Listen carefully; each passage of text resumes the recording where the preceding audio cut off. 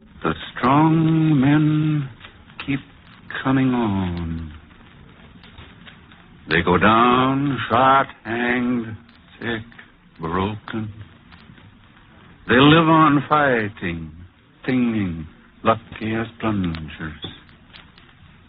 The strong mothers pulling them. You are listening to the voice of Carl Sandburg reading his poem, Upstream, a page from this afternoon's edition of Anthology. Round this lovely valley rise the purple hills of paradise. Oh, softly on yon banks of haze her rosy face the summer lays. Becalmed along the azure sky the argosies of cloudland lie, whose shores with many a shining rift far off their pearl-white peaks uplift. Through all the long midsummer day the meadow sides are sweet with hay. I seek the coolest sheltered seat just where the field and forest meet, where grow the pine trees tall and bland, the ancient oaks austere and grand, and fringy roots and pebbles fret the ripples of the rivulet. A few midsummer lines from the poem of the same name by Richard Watson Gilder to help us usher in the month of August. Now that we've completed our Shakespearean cycle for this year, we have a little accumulated business to attend to. The question of our theme, for example. We've received a number of inquiries concerning its source. The title is Hard Work and Horseplay, and the music can be found in Richard Rogers' thrilling score for Victory at Sea. In answer to Robert J. Rain's request for the Canada Lee version of the Rubaiyat of Omar Khayyam, the LP disc is unfortunately out of print. But John Plummer of our NBC Record Library has sent out his best brace of record hounds, and we hope they'll track down a copy for the program in the very near future. A personal note to our writer-director, Draper Lewis, signed, Your long-lost cousin, Dorothy Thomas. Miss Thomas, a distinguished lady of letters, was recently heard on This I Believe, and Draper hopes to lure her here to Studio 9C some Sunday afternoon to discuss poetry with us. Better start preparing a few notes, Miss Thomas. And speaking of poetry, let's meet the first of our guests this afternoon, Mr. Ogden Nash.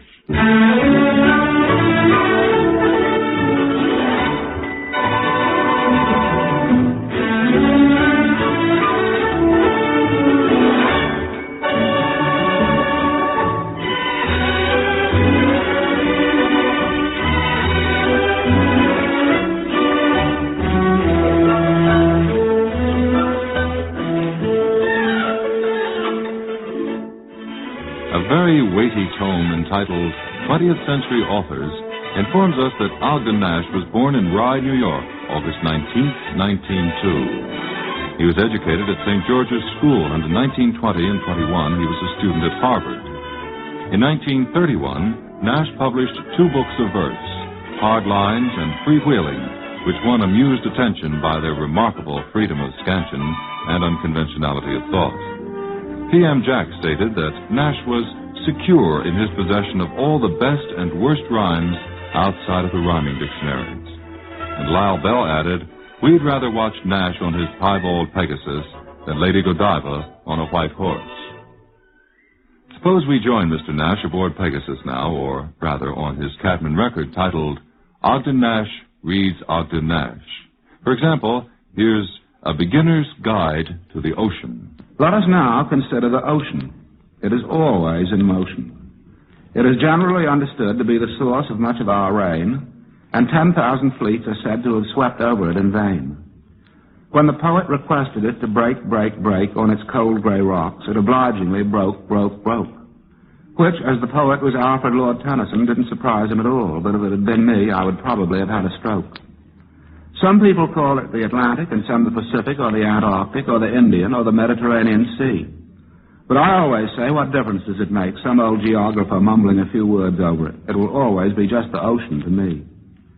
There is an immortal dignity about something like the Atlantic, which seems to drive unimmortal, undignified human beings frustratedly frantic. Just give them 1 foot on the beach, and people who were perfectly normal formerly, or whilom, why, they're subject to whoops and capers that would get them blackballed from an asylum. Yet be they never so rampant and hollerant, the ocean is tolerant. Except a couple of times a day it gives up in disgust and goes off by itself and hides. And that, my dears, accounts for the tides. Mr. Nash has a typical American husband's viewpoint on such subjects as, well, how many times have you stood in the hall, dressed to the teeth, and waited for your wife to finish her primping? Ogden Nash has these thoughts on that situation. The poem is called The Evening Out. You have your hat and coat on, and she says she will be right down. And you hope so because it is getting late and you're dining on the other side of town. And you are pretty sure she can't take long, because when you left her, she already looked as neat and snappy as a Cole Porter song.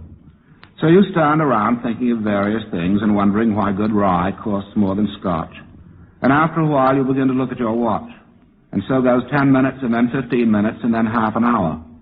And you listen for the sound of water running because you suspect she may have gone back for a bath or a shower. Or maybe she decided her hair was a mess and is now shampooing it. But whatever she is up to, she is a long time doing it. And finally she comes down and says she is sorry she couldn't find the right lipstick. That's why she was so slow. And you look at her and she looks marvelous, but not a bit more marvelous than she did when you left her 45 minutes ago. And you tell her she looks ravishing, and she says no, she's a sight. And you reflect that you are now an hour late, but at any rate she is now groomed for the rest of the night. So you get to your destination, and there's the ladies' dressing room, and before you know it, she's in it. But she says she'll be back in a minute, and so she is, but not to tarry. No, only to ask you for her bag, which she has forgotten she had asked you to carry. So you linger in the lobby and wish you had a nice portable hobby. And you try to pass the time seeing how much you can remember of the poetry you learned in school, both good verse and bad verse. And eventually she reappears just about as you have decided she was in the middle of Anthony Adverse. And she doesn't apologize, but glances at you as if you were Bluebeard or Scrooge, and says, why didn't you tell her she had on too much rouge? And you look to see what new tint she has acquired, and she looks just the same as she did before she retired. So you dine and reach the theater in time for the third act, and then go somewhere to dance and sup. And she says she looks like a scarecrow. She has to go straighten up. So then you don't see her for quite a long time. But at last you see her for a moment when she comes out to ask if you will lend her a dime. The moral of all which is that you will have just as much of her company and still save considerable on cover charges and beverages and grub if instead of taking her out on the town, you settle her in a nice, comfortable dressing room and then go off and spend the evening at the club. Returning for a moment to notes gleaned from 20th century authors, we read that Louis Untermeyer, in writing about Ogden Nash in the New York Journal, qualified his praise of the poet's work with the reservation that productiveness not only compels Nash to pad, but to pretend. He has to pretend to be funnier than he really is, or to be funny when he wants to be serious. But he writes often the best light verse written in America today. On the Cadman label, let's listen again to Ogden Nash. This time we'll hear him read, What to Do Until the Doctor Goes, or It's Tomorrow Than You Think. The Poltergeist, My Poltergeist, and Piano Tuner, Untune Me That Tune. Oh, hand me down my old cigar with its Havana wrapper and its filling of cubeb. Fill the little brown jug with bismuth and paregoric, and the pottle and cannikin with soda and rhubarb. Lend me a 99-piece orchestra tutored by Kusevitsky. I don't want the ownership of it. I just want the use of Itsky. Bring me a firkin of Arkansas orators to sing me oratorios. Remove these calf-clad Spenglers and Prousts and replace them with paper-covered Woodhouses and Gaborios. Wrap up and return these secretarial prunes and prisms. Let me have about me bosoms without isms. Life and I are not convivial. Life is real, life is earnest, while I only think I am real and know I am trivial. In this imponderable world, I lose no opportunity to ponder on pica-unity. I would spend either a round amount or a flat amount to know whether a puma is only tantamount to a catamount or paramount to a catamount. It is honey in my cup when I read of a sprinter sprinting the 100 yards in 10 seconds flat to think, golly, suppose he stood up. I guess I'm not really reprehensible, just dispensable. I've put Miss Hopper upon the train, and I hope to do so never again. For must I do so, I shouldn't wonder if instead of upon it, I put her under. Never has host encountered a visitor less desirable, less exquisiter, or experienced such a tangy zest in beholding the back of a parting guest. Hoitiful, toitiful, Hecate Hopper haunted our house and haunted it proper. Hecate Hopper left the property irredeemably Hecate Hopperty. The morning paper was her monopoly. She read it first, and Hecate-Hopperly, handing on to the old subscriber a wad of Dorothy Dix and fiber. Shall we coin a phrase for to uncooperate? How about trying to Hecate-Hopperate? On the maid's days off, she found it fun to breakfast in bed at 1:45. Not only was Hecate on a diet, she insisted that all the family try it. And all one weekend we gobbled like pigs on rutabagas and salted figs. She clogged the pipes and she blew the fuses. She broke the rocker that Grandma uses. And she ran amok in the medicine chest. Hecate Hopper, the poltergeist. If I pushed Miss Hopper under the train, I'd probably have to do it again. For the time that I pushed her off the boat, I regretfully found Miss Hopper could float. I regret that before people can be reformed, they have to be sinners. And that before you have pianists in the family, you have to have beginners. When it comes to beginners' music, I am not enthusic. And when listening to something called An Evening in My Dollhouse, or Buzz Buzz, said the beat of a clover, why, I'd like just once to hear it played all the way through instead of that hard part near the end over and over. Have you noticed about little fingers? When they hit a sour note, they lingers.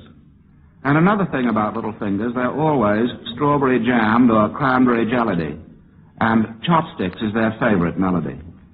And if there was one man who I hope his dentist was a sadist and all his teeth were brittle ones, it is he who invented chopsticks for the little ones. My good wishes are less than frugal for him who started the little ones going boogie-woogle. But for him who started the little ones picking out chopsticks on the ivories, well, I wish him 1,000 harems of 1,000 wives apiece and 1,000 little ones by each wife and each little one playing chopsticks 24 hours a day in all the nurseries of all his harems or wiveries.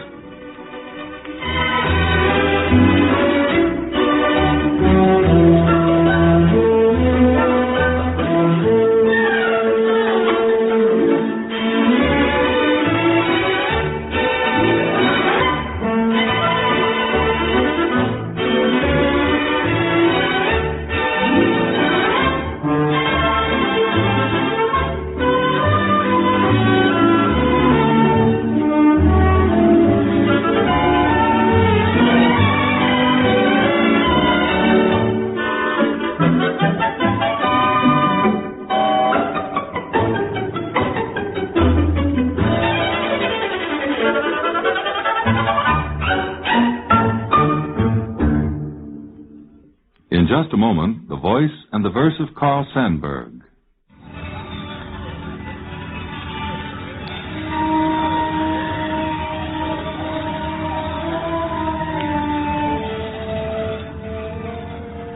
On Sunday and Monday evenings, following the final musical programs, WNBC has been signing off with a special message from Ben Grauer. Since we've become associated with poetry through the medium of anthology, it's been suggested that we find a new poem for that early morning ritual of putting WNBC to bed. Here are 3 possibilities. See how they strike your fancy.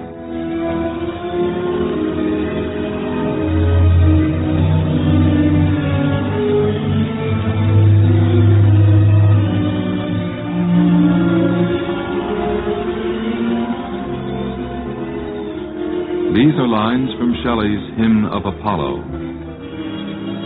The sleepless hours who watch me as I lie, curtained with star-inwoven tapestries, from the broad moonlight of the sky, fanning the busy dreams from my dim eyes, waken me when their mother, the gray dawn, tells them that dreams and the moon are gone.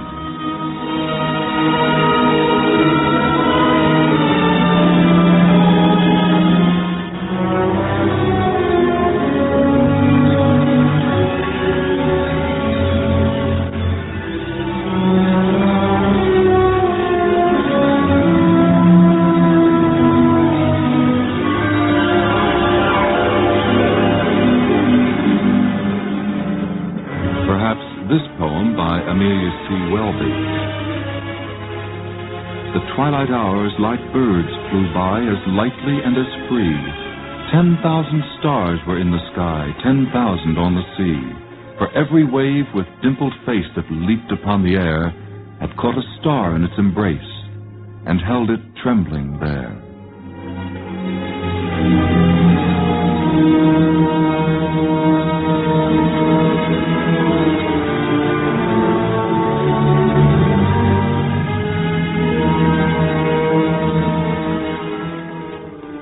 Zoe Aiken's beautiful poem, This Is My Hour, contains these verses, which have much of the tranquil quality for which we're searching.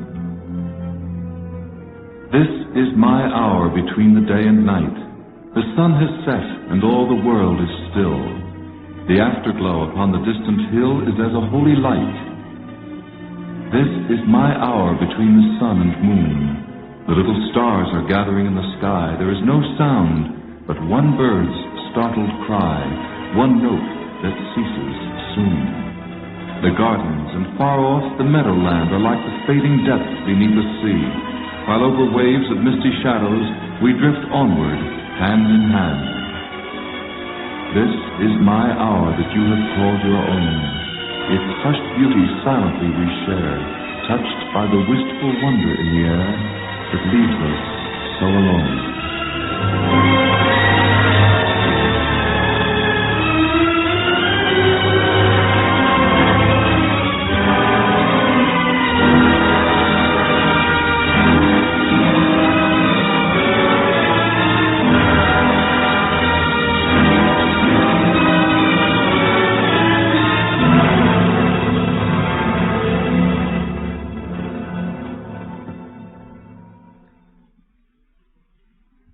We'll explore a few more possibilities next Sunday afternoon. Meanwhile, if you have a poem in the back of your mind which you think might sound nice in the dark, early hours of the morning, we'd appreciate your suggestions very much.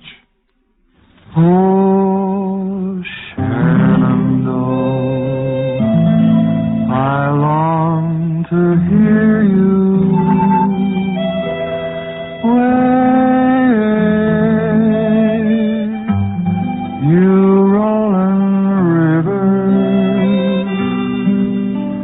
Across that wide and rolling river,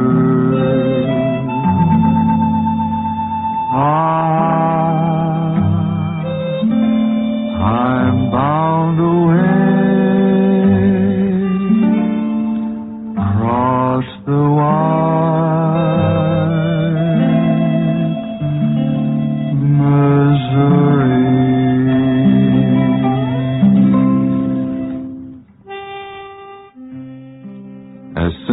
As beautiful and as moving as our American folk music are the poems of Carl Sandburg. Now, 76 years old, Sandburg is considered by many to be the leading spokesman of our people.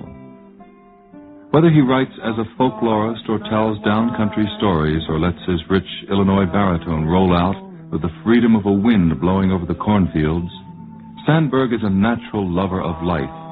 A life that ranges from cities of stone and steel to the vast silence of the western deserts. Although he's now a distinguished man of letters, Sandburg has never lost the common touch. Whether they're written, spoken, or sung, his words are always alive because they are the living words of the common man. And now, Sandburg reads Sandburg. The strong men keep coming on. They go down, shot, hanged, sick, broken. They live on fighting, singing, lucky as plungers. The strong mothers pulling them on. The strong mothers pulling them from a dark sea, a great prairie, a long mountain. Call hallelujah, call amen, call deep thanks. The strong men keep coming on. The sea wash never ends. The sea wash repeats. Only old songs, is that all the sea knows? Only the old strong songs Is that all? The sea wash repeats.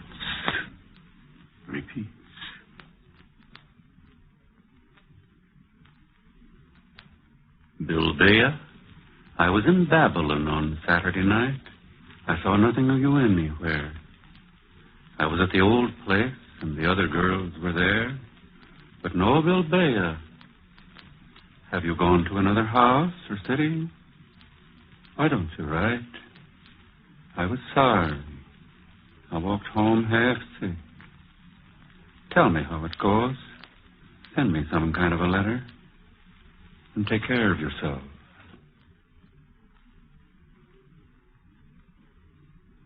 A father sees a son nearing manhood. What shall he tell that son? Life is hard. Be still. Be a rock. And this might stand him for the storms, and serve him for humdrum and monotony, and guide him amid sudden betrayals, and tighten him for slack moments. Life is a soft loam. Be gentle. Go easy. And this, too, might serve him. Brutes have been gentle where lashes failed. The growth of a frail flower in a path up has sometimes shattered and split a rock. A tough will counts, so does desire. So does a rich, soft wanting. Without rich wanting, nothing arrives. Tell him too much money has killed men and left them dead years before burial. The quest of lucre beyond a few easy needs has twisted good enough men sometimes into dry, thwarted worms. Tell him time as a stuff can be wasted. Tell him to be a fool every so often, and to have no shame over having been a fool, yet learning something out of every folly, hoping to repeat none of the cheap follies, thus arriving at intimate understanding of a world numbering many fools. Tell him to be alone often, and get at himself, and above all, tell himself no lies about himself, whatever the white lies and protective fronts he may use amongst other people. Tell him solitude is creative if he is strong, and the final decisions are made in silent rooms. Tell him to be different from other people if it comes natural and easy being different. Let him have lazy days seeking his deeper motives. Let him seek deep for where he is a born natural. Then he may understand Shakespeare and the Wright brothers, Pasteur, Pavlov, Michael Faraday, and free imaginations bringing changes into a world resenting change. He will be lonely enough to have time for the work he knows as his own. Bees and a honeycomb in the dried head of a horse in a pasture corner.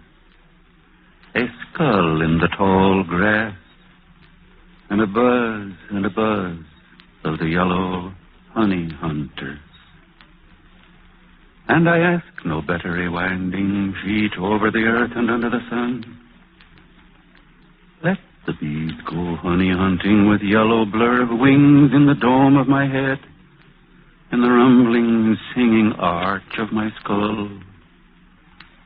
Let there be wings and yellow dust and the drone of dreams of honey. Who loses and remembers, who keeps and forgets. In a blue sheen of moon over the bones and under the hanging honeycomb, the bees come home, and the bees sleep.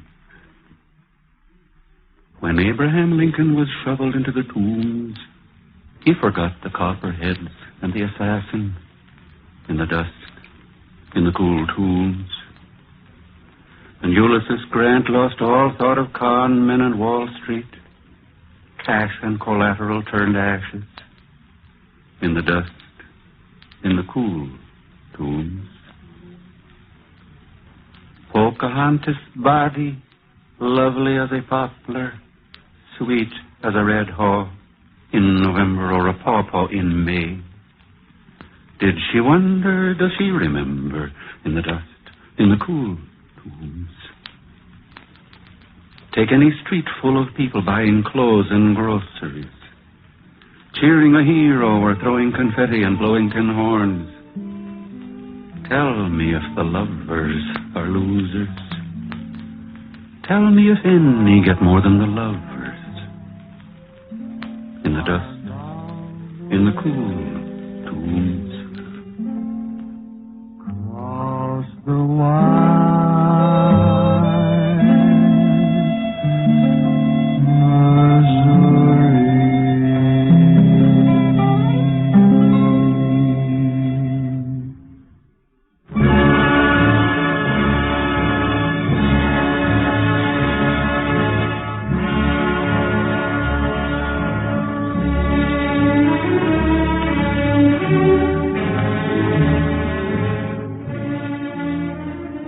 Anthology number 21, dated Sunday, August 1st, 1954. Next week, have your French dictionary handy because we'll be listening to some modern French poetry. We'll also hear 2 poems from Puerto Rico, read for you by a young Puerto Rican student currently enrolled at New York University. And don't forget to send in your suggestions for a WNBC bedtime verse. We can't offer you a solid gold Cadillac for your efforts, but we'd be most appreciative of your help. Anthology comes to you with the cooperation of the YM and YWHA Poetry Center, 92nd Street and Lexington Avenue in Manhattan. John Malcolm Brennan, director. The program is produced by Steve White, written and directed for WNBC by Draper Lewis. Until next Sunday, then, this is Fleetwood wishing you good luck and good reading.